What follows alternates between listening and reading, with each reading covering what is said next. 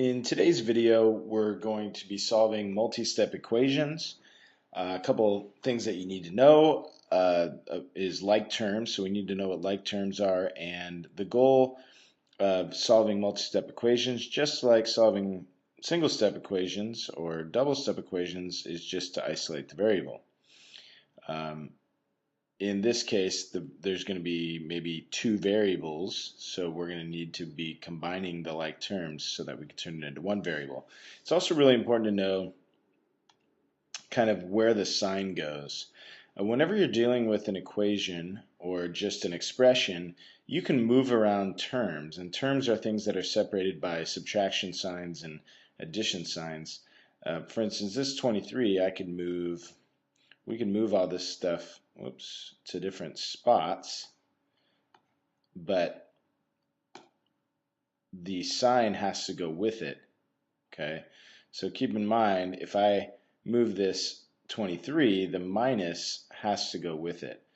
Some people get confused and they think there's the 5m, and if we combine it with the 2m, they're not sure if that subtraction goes with it or the addition goes with it. Okay, the key is whenever you see a subtraction sign, whatever's next, so the 23 in this case, is the thing being subtracted. The subtraction sign has nothing to do with this 5m. The 5m is all by itself. The minus goes with the 23, just as the plus goes with the 2m here.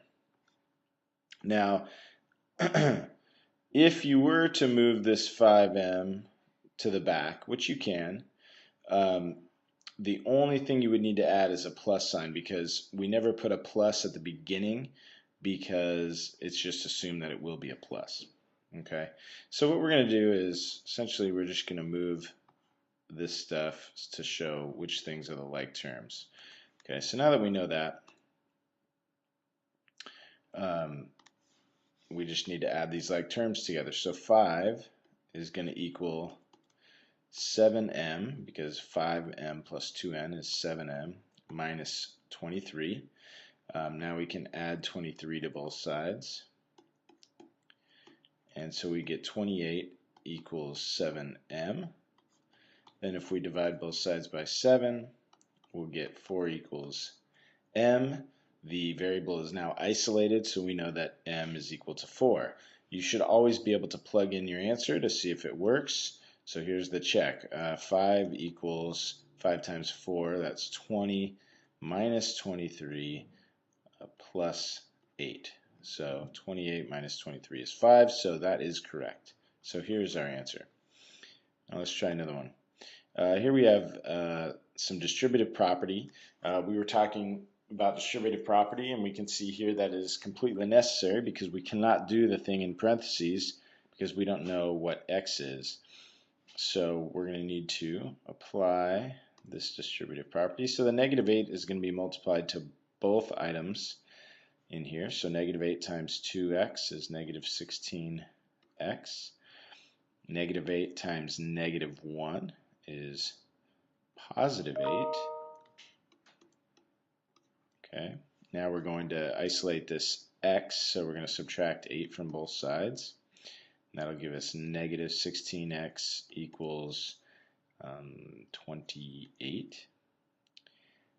And then we're going to divide by negative 16.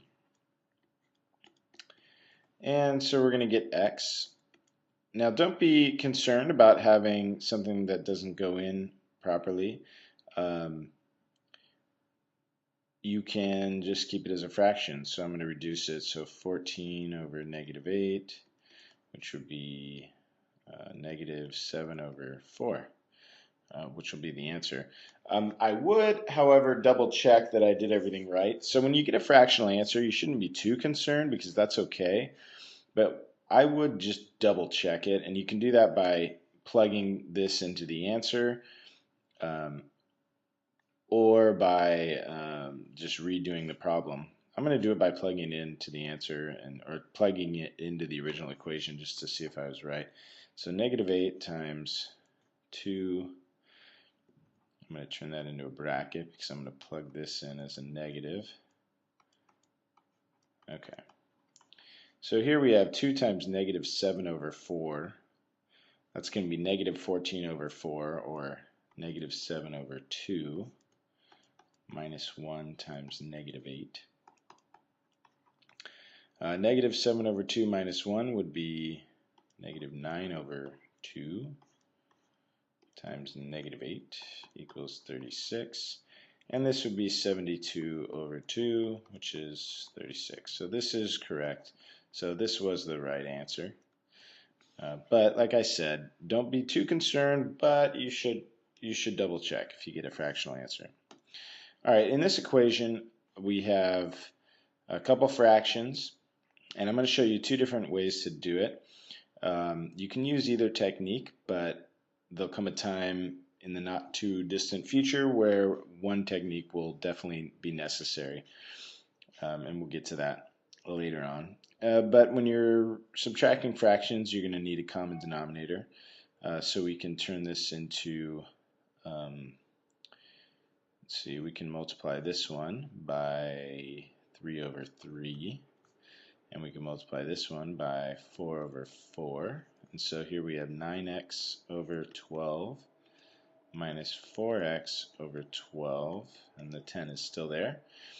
9 minus 4 is 5. So we have 5x over 12 equals 10. Now if we multiply both sides by 12,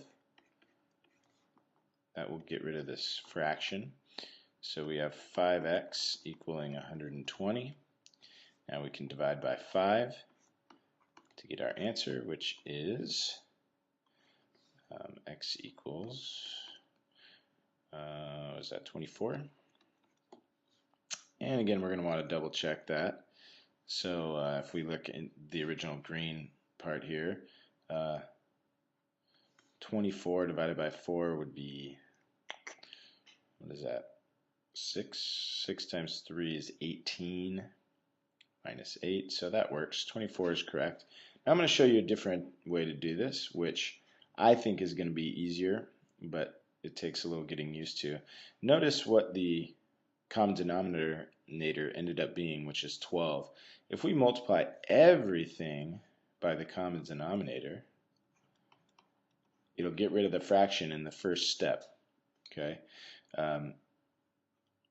The first thing we're going to want to do is, actually, let's do it like this, so I can show how this works. Okay, the distributive property tells us that that 12 is going to be multiplied to both items.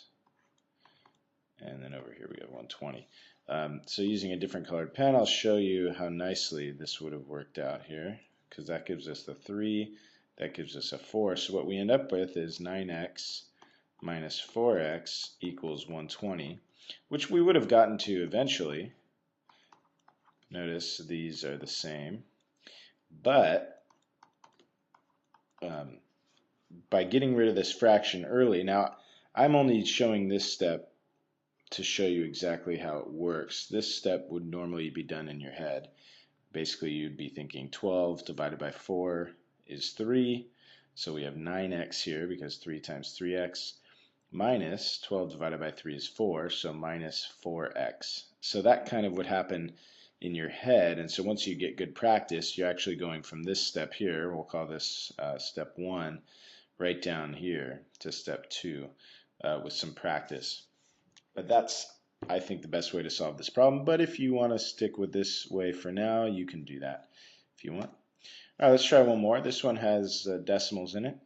3.5 minus 0.02x. There's actually more than just decimals happening here.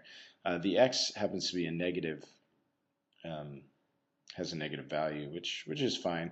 First thing I'm going to do is get rid of this 3.5.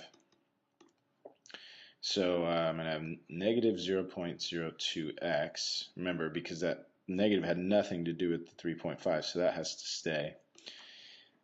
Now this is going to be a negative answer as well, but I need to subtract like this. So we're going to get 2.26. Now we're going to have to do some division. So we're going to divide both sides by negative 0.02, which is going to allow us to have a positive answer. So this positive x is going to end up being positive.